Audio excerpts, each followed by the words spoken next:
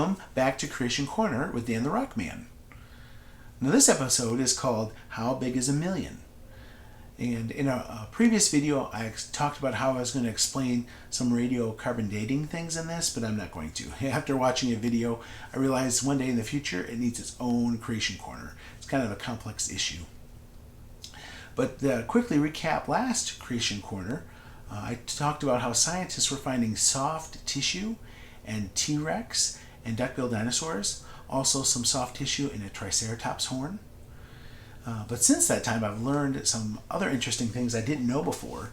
I'm reading this book, The Great Dinosaur Mystery in the Bible, with my older daughters, and it's really geared towards younger kids and is creation-based.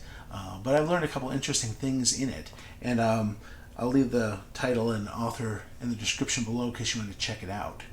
But what they're finding is some of the fossilized bones that they find and they cut with a diamond blade saw actually smell like burning bone. And the reason why is there's still chemicals from the animal in those fossilized bones. And also some of the fossilized fish that they're finding, they have like a fishy smell to them when they find them. And so to me, that's just fascinating that they're finding these things.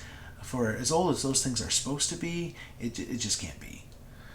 And so this little guy right here, this is a T-Rex I made with my older daughters when they were younger from a model.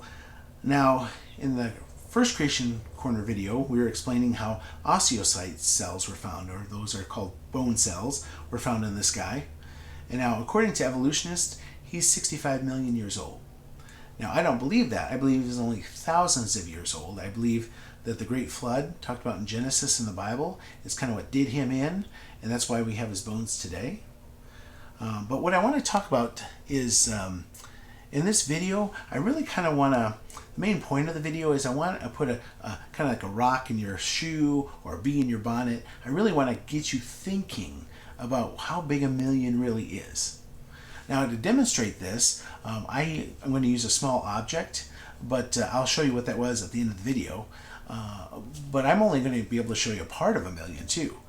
And so it's a really big project. So I had to come up with some categories of how to do this. And so I wanted to use something that would be small enough and not take up a lot of space. Also that I could reuse again, because I don't want just a million of something just laying around. And also I didn't want it to be too expensive. And so I'm going to show you some video clips I made of some small objects I couldn't use and explain why I couldn't use them to show a million.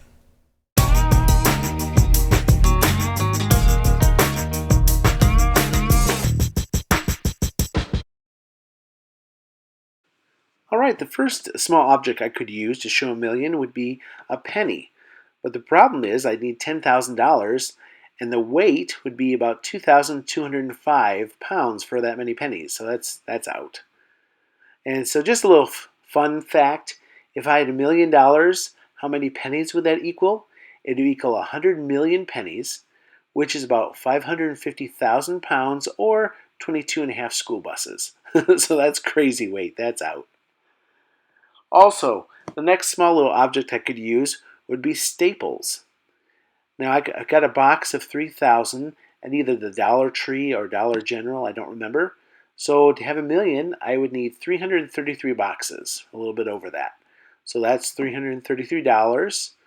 But if it's only 50 cents a box, I can't quite remember, that's $166.50. So still way too expensive for showing a million. All right, another small object I could use would be a paperclip. Now, you wouldn't think it, but these guys are kind of pricey. If you go to Walmart.com, you get a box of 1,000 for $12.69. You need 1,000 boxes to make a million, so that's $12,690. That's crazy expensive for a million paper clips. And also the poundage on those paper clips would be about 2,204 pounds, and that's the weight of a large Clydesdale horse. So again, paper clips definitely out. So all these small objects to show a million, it gets really expensive, or the weight gets weighty. So it just goes to show that a million of anything is really a lot of something. So coming up next, we'll show you what I actually decided to use. Hey everyone, this is the small object I chose to use to represent 1,000,000. I used Honey Nut O's cereal pieces. Now this is, I'm not a math whiz, but this is, I believe, 1/20th of 1,000,000 because I've got 50,000 pieces here, at least. And so this was a labor of love, and it took me a lot longer than I thought it would. I was originally going to do 1,000 baggies with 100 pieces of cereal in each baggie, and that would have been 100,000 pieces, or 1/10 of 1,000,000. And because even that would have taken a long time, because it was just so boring, I couldn't do it. So what I ended up doing, I ended switching to 50 pieces of cereal in each baggie, but it's not even 1,000 baggies, so I'll explain what I ended up doing at the end. But right now, I just want to show you a clip of me counting out some of these pieces, because it's boring. But the reason why I want to show you that is just so you get a feel of how big 1,000,000 is and how to represent it. It just takes a long time. And so I think it'd be good to watch that really quick. And also, just props to my wife. You know it's true love if she's going to count out Honey Nut O cereal pieces for her husband. All right, so let's watch this clip.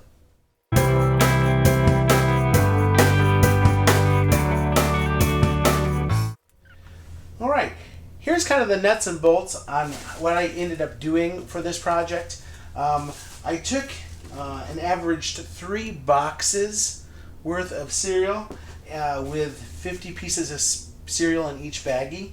And it came out pretty close. I think it was 82 baggies in each box. And so that's 4,100 pieces in a box of cereal. And so that's kind of how I based my figures on this, was on that average. And it took me a little bit over 4 hours to count all these up with my wife's help. And to do the math on this, to show a real 1,000,000 of cereal pieces, this bag comes in a box. I'd need 240 of these bags. So this represents about, a little bit over 12 bags of cereal. So imagine on this whole table would be filled up almost to the ceiling with 240 of these bags. So that's a lot of cereal. And just for fun, here's our little T-Rex model guy. Evolution timescale ages him about 65 million years. Well, to represent this guy's age in cereal pieces, you would need 15,600 of these bags. So I can't even imagine how high that would go. And so when you talk about million, it's really big. And to show something to represent that is it's mind-boggling. Okay, guys, hopefully in this Creation Corner I've been able to give you just a little bit of idea how big a million is of something. But there's one last thing I want to talk about, and it's called the principle of Occam's Razor. Now this is just basic information I got on the internet from it. I can leave the link below in the description so you can look at it, or try to. Now this Occam's Razor is basically a problem-solving technique where you find the simplest answer using the fewest amount of assumptions. That's the preferred way to do it. It may not always be correct, but it's the preferred way. And the razor part refers to, you kind of get rid of all unneeded details, unneeded assumptions, and just find the simplest answer. Now, I believe that assumptions are kind of getting in the way of evolutionists. When we look at this T-Rex guy, they say he's 65 million years old. And he's got to stay that age no matter what. It doesn't matter what the evidence shows. He's 65 million years. He's old. But I say that he's actually young. And I believe that the evidence is kind of pointing towards that.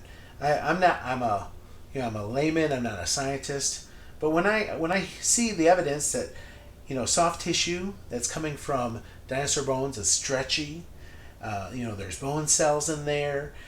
Sometimes when you cut dinosaur bones, they smell like burning bone because there's still stuff in them, chemicals in them. To me, that points to him being young. You kind of got to use common sense that if it's pointing to something young, the simplest answer would be, oh, that's young. Now, but you might say to yourself, wait a minute, you're using assumptions, and yes, I am. My assumptions are that the Bible's true, and that Genesis is true, and that the worldwide flood happened and took this guy out. But I don't believe my assumptions are getting away of the evidence. I believe the evidence is supporting that. Because if you look at, if this guy was really 65 million years old, it'd be mind-boggling. It'd be impossible for anything to be left in those bones. It's just, rock and mineral. There couldn't be anything left in there. And so the very fact that they're finding things just shows me that this guy's really young and not old. And so I'm hoping, like even the late Dr. Anderson, the doctor who found, the scientist who found the bone cells in a triceratop horn, he was surprised that these things even lasted thousands of years. So I'm kind of just hoping that with this creation corner, that a million of anything is super big. And I think evolutionists a lot of times will say, oh, that's 65 million, that's 80 million. They just throw a million around like it's no big deal. You really can't overgeneralize a million, because a million of anything is gigantic. Whether it's cereal pieces or time, it's just big. And so that's why I'm hoping that this episode did kind of just get you thinking on how big a million of something is, let alone 65 or whatever else we're talking about. Okay guys, just a teaser is an upcoming video. Praise Jesus, I got my first slab saw, so I'm going to put that together and make that an episode, and I'm really happy about that. And so I just want to cry out with the dinosaur bones and dinosaur cells and praise Jesus for all he's made. Bye.